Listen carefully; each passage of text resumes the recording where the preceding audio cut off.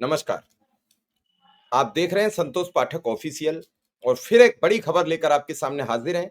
हमारे साथ हैं संतोष पाठक जी। स्वागत और अभिनंदन। तमाम दर्शकों को नमस्कार। शिव जी, आज भी एक बड़ी खबर, और ये खबर आ रही है क्रांति की धरती से, बिहार की धरती से। और पेच फंस गया है, मामला फंस गया है। जैसे ही नरेंद्र मोदी और अमित शाह की गुजराती लॉबी फंसती हुई नजर आई, नीतीश कुमार साहब का जो आत्मबल है वो भी बढ़ता हुआ नजर आ रहा है, और गुजराती लॉबी के आगे दम ठोक कर चले गए हैं कि ये रही मेरी शर्तें, जो करना है कर लो, जो उखाड़ना है उखाड़ लो।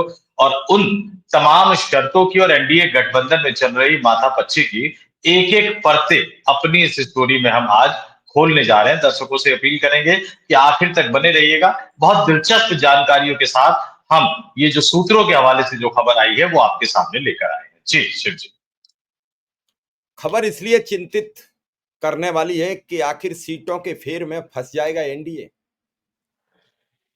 इस समय एनडीए का ग्राफ गिरता नजर आ रहा है। प्रधानमंत्री नरेंद्र मोदी की रैली में भी भीड़ नहीं उमड़ पा रही है। इधर राहुल गांधी का कारवां बढ़ता चला जा रहा है।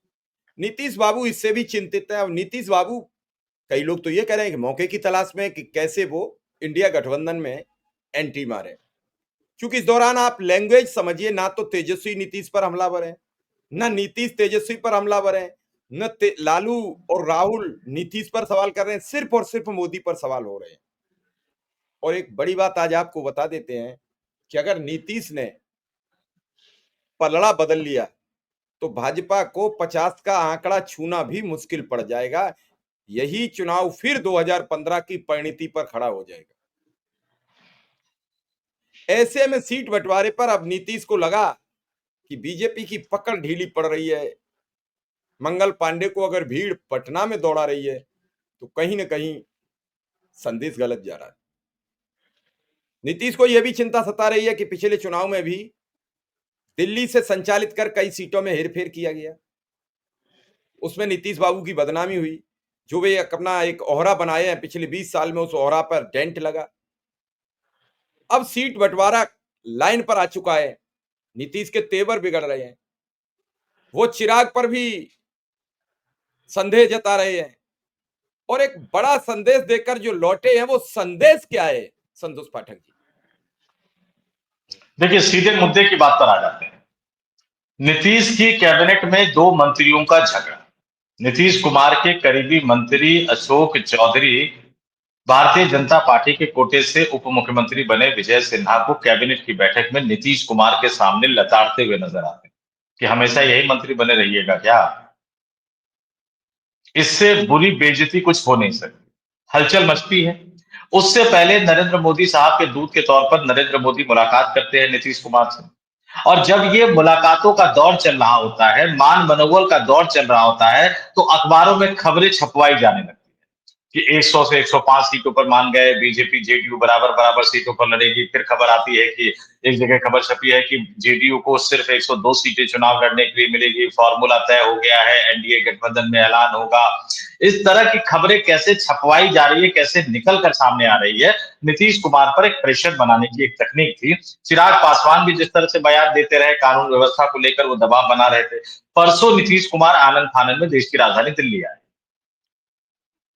अब नेता, और वो भी किसी राज्य का मुख्यमंत्री, और वो भी चुनाव वाले राज्य में, और वो भी जिसके राज्य में विपक्षी राजनीतिक दल जो है वो सड़कों पे निकले हुए वोटर अधिकार यात्रा के नाम पर, अगर वो देश की राजधानी दिल्ली में आए और बीजेपी नेताओं से मुलाकात न करे, प्रधानमंत्री से मुलाकात न करे, गृह मंत्री से मुलाकात न करे, भाजपा के राष्ट्रीय अध्यक्ष से मुलाकात न करे, और उपराष्ट्रपति का चुनाव है, उपराष्ट्रपति के उम्मीदवार पूरे देश में घूम रहे हैं, उनसे भी सिर्फ फोन पर ही बात करें। वो जो क्या बात हुई वो भी आपको आगे बताऊंगा दर्शकों को, तो उन पे भी सिर्फ फोन से ही बात करें।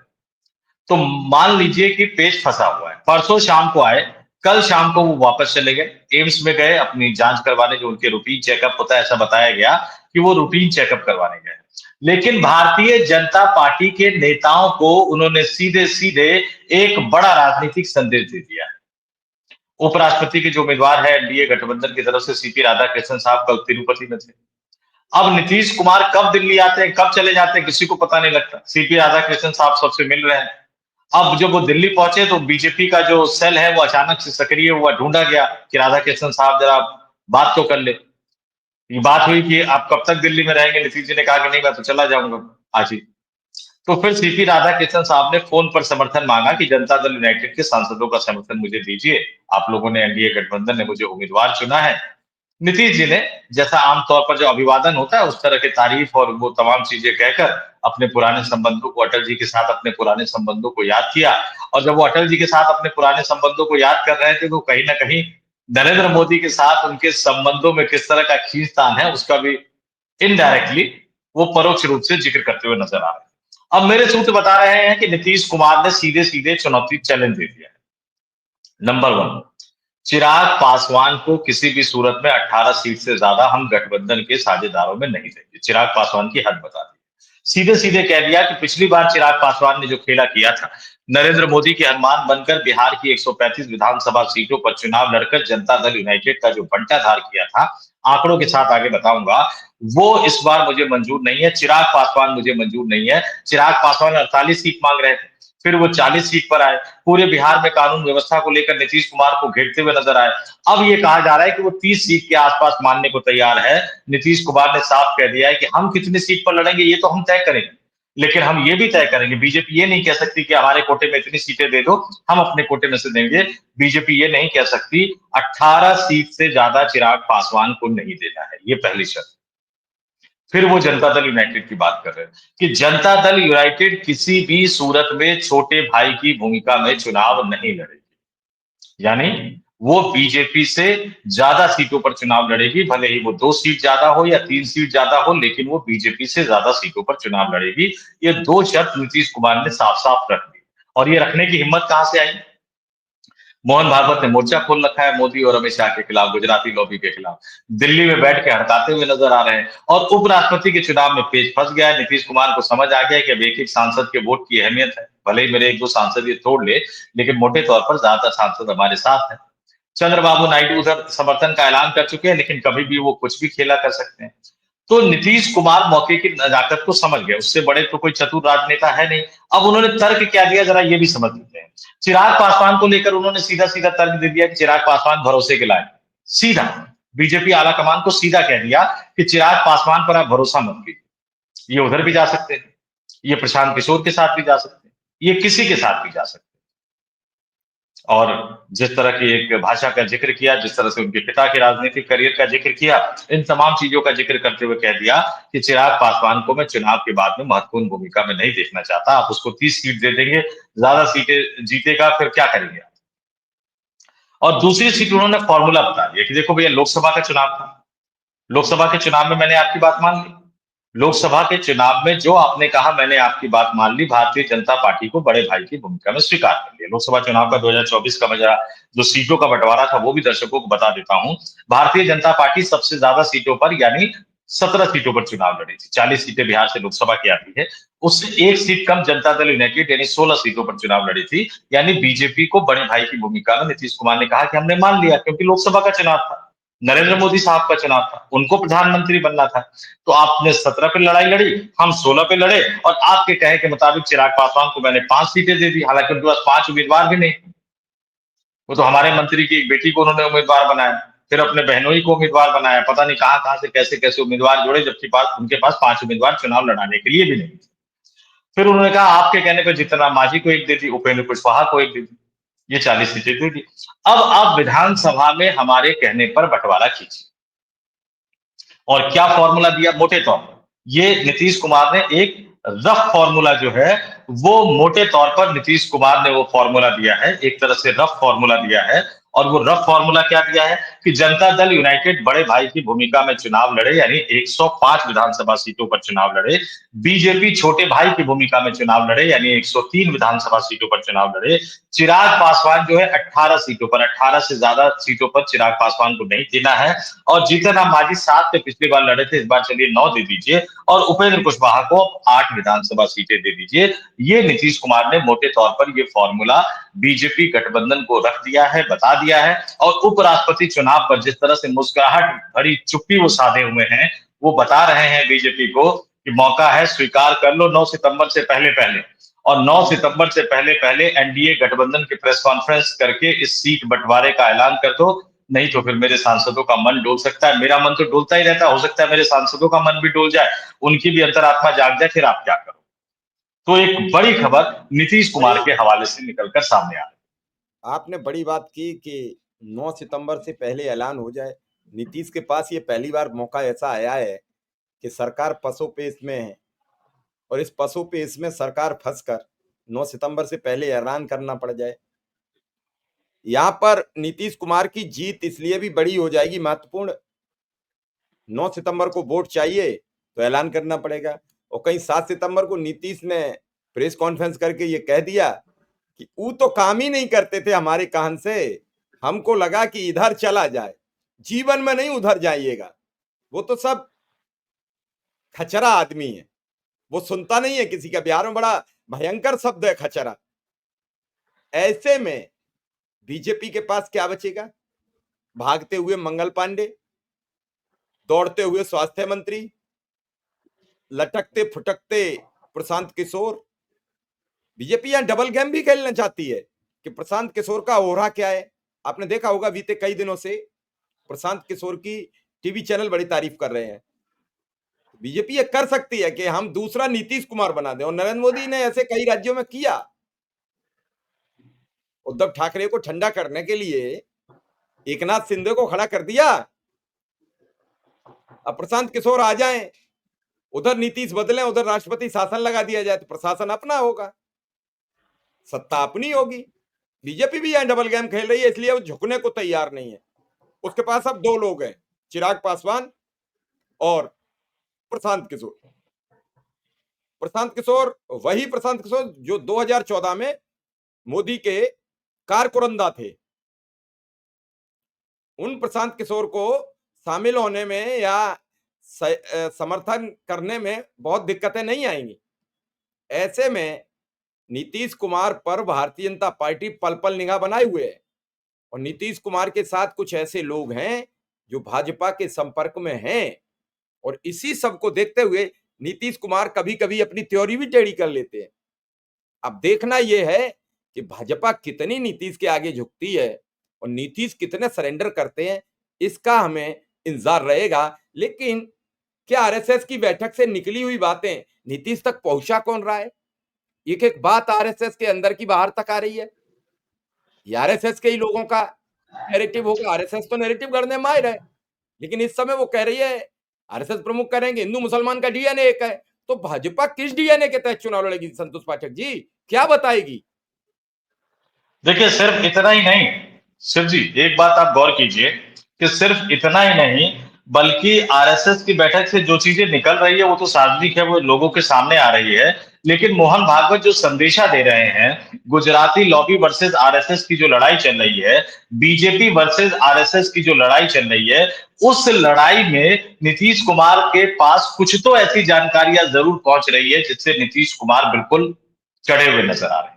और जिस तरह के शब्द आपने बिहार का एक बहुत प्रसिद्ध शब्द बोला, इन शब्दों का इस्तेमाल हम नेताओं पे छोड़ देते हैं, नेता एक दूसरे के खिलाफ करते रहे, लेकिन हम इन दो शब्दों का इस्तेमाल इस देश के किसी भी नेता के लिए, किसी भी संवैधानिक पद पर बैठे हुए व्यक्ति के लिए नहीं करेंगे। लेकिन ये तय मानकर चलिए कि नीतीश का मन अगर डोला तो नीतीश जब बाहर निकलेंगे तो वो क्या क्या कहेंगे, क्या क्या नहीं कहेंगे, इस बात का अंदाजा हम और आप नहीं लगा सकते। क्या क्या उन्होंने कहा विधानसभा के अंदर, विधान परिषद के अंदर लालू यादव और राबड़ी देवी को लेकर, और क्या क्या वो जनसभा में कहते हुए नजर आ रहे हैं, ये सब बिहार की जनता ने देखा। और किस तरह से महिलाओं को लेकर, लड़कियों को लेकर क्या कुछ कहते हुए नजर आए नीतीश कुमार विधानसभा के अंदर। और उसके बाद जैसे वो कहते रहते हैं सार्वजनिक कार्यक्रमों के कि 2005 से पहले कोई कपड़ा पहनता था क्या, तो ये सब दिलचस्प चीजें तो वो बोलते हुए नजर आएंगे।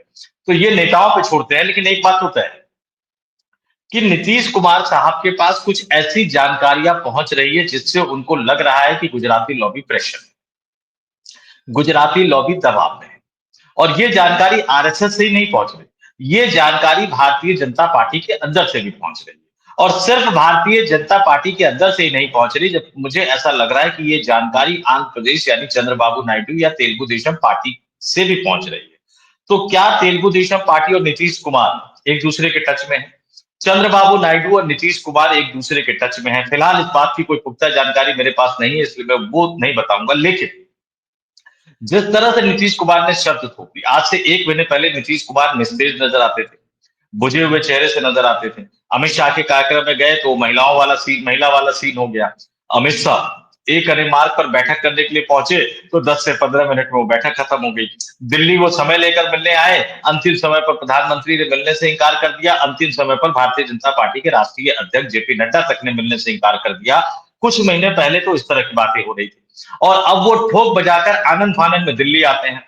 अपने कार्यक्रम को वो बताते नहीं है, उनको पता होता है कि एनडीए के उपराष्ट्रपति के उम्मीदवार दिल्ली में होंगे नहीं, तो एनडीए के उपराष्ट्रपति के उम्मीदवार सीपी राधाकृष्णन साहब से उनका आमना सामना होता नहीं। दिल्ली आते हैं, चेकअप करवाते हैं, दिल्ली में एक मैसेज दे देते हैं और वो मैसेज देने के बाद वो बिहार की राजधानी पटना रवाना हो जाते हैं और अपने काम में वो तल्लीन हो जाते हैं। ये मैसेज देना, सीट बंटवारे को लेकर ऐलान करना और एक अल्टीमेटम दे देना कि आपको जो भी ऐलान करना है वो 9 सितंबर से पहले ऐलान कर दीजिए। और ये मानकर चलिए कि भारतीय जनता पार्टी के अंदर नीतीश कुमार को चाहने वाले लोग तो हैं, लेकिन बहुत सारे लोग आज की तारीख में नीतीश कुमार को इसलिए भी चाहने लग गए हैं क्योंकि उनको लगता है कि उपराष्ट्रपति चुनाव में अगर गुजराती लॉबी को कोई सबक सिखा सकता है तो वो नीतीश कुमार है, और बिहार के विधानसभा चुनाव में अगर गुजराती लॉबी को कोई सबक सिखा सकता है तो वो भी नीतीश कुमार है। और दुश्मन का दुश्मन दोस्त होता है, ये तो राजनीति का एक सबसे स्थापित तथ्य है। तो इन तथ्यों के सहारे, और अब देखिए यहाँ पर चीजें कैसे बदल रही हैं।